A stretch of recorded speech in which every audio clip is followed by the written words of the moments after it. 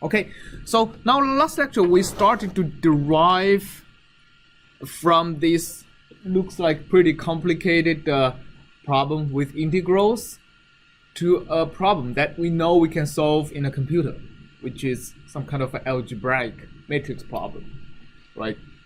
So we want to go from here to a MATLAB problem. So once we reduce that to a MATLAB problem, we solve it in MATLAB for sure. So how do we do that? We started by actually expanding this integral into a summation of how many pieces?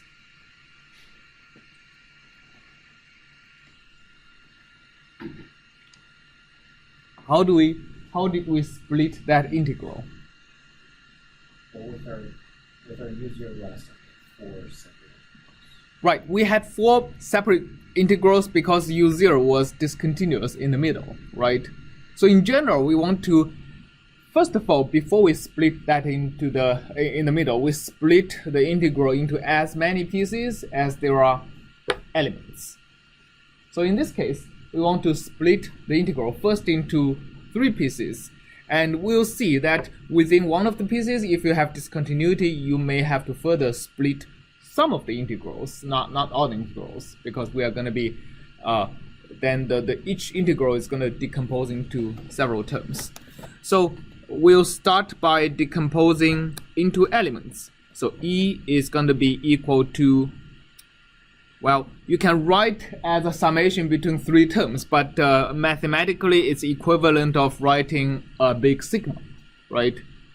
A big sigma over n goes from 1 to 3. And that's because we have 3 elements. All right. Or if we want to write it in general, we say n equal to 1 to big N, which is assuming we have n elements.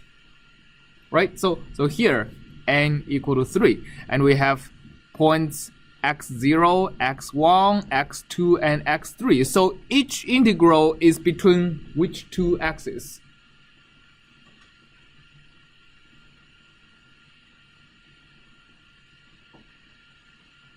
x0 and x1? Well, like I'm writing, do you know why I'm writing this summation? xn minus 1. Yes, exactly. So it's between xn minus 1 and xn. That's right. Thank you. All right. So here we can now let's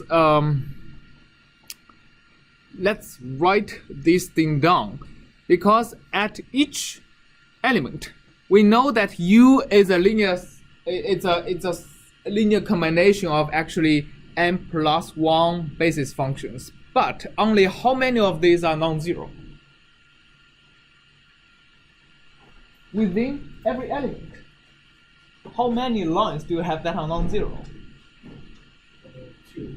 You have only 2 that is non-zero, right? So that's in 1D. In 2D, if you have triangles, you have 3 that are non-zero, right? In 3D, if you have tetrahedrals, you have 4 that are non-zero. Basically, in every element, you have a small number of basis functions that are non-zero.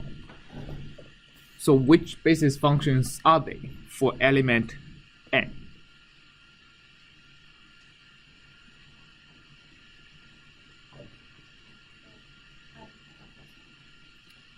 Pardon?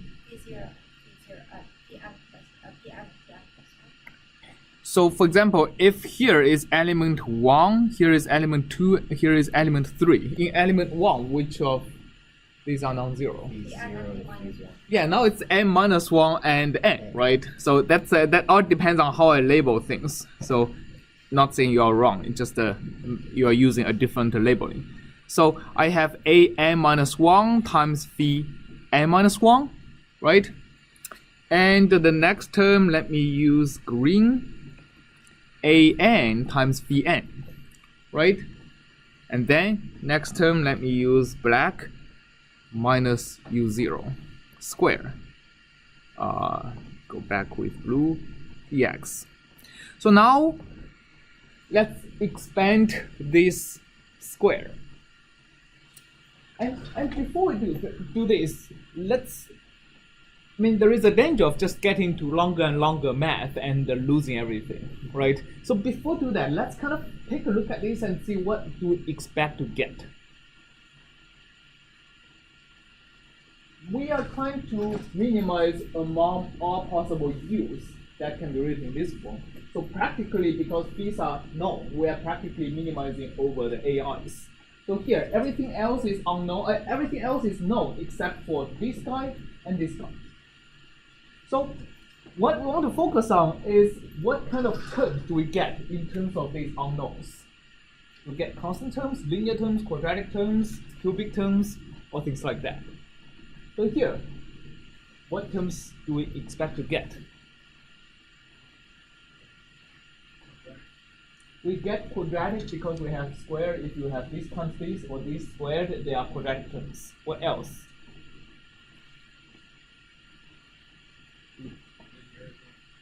Yes, we get linear as well because the green times black would be linear with respect to an, right? Red times black would also be linear with respect to an. We also get constant terms. So u0 squared integrated would be a constant, right? Okay. So so now things are clear like that. So let's write it out term by term. How many quadratic terms do we expect to get? 2, 1, 3. Oh, anybody vote for 4? Do we consider an minus 1 times the Pn minus 1 times Pn quadratic? This times this, is that quadratic? Yeah. Yes. Oh, okay, so we got 1. Yes, we get, whenever you have multiple variables, like x and y, x times y is considered quadratic, right? Because it is actually quadratic with respect to the product of the vector x and y and x and y, right? So when you write into a matrix form, it's very clear that x times y is a quadratic form because it's actually, well, if you write it down, x times y is actually the vector x, y times a matrix times x and y, right? What is that matrix?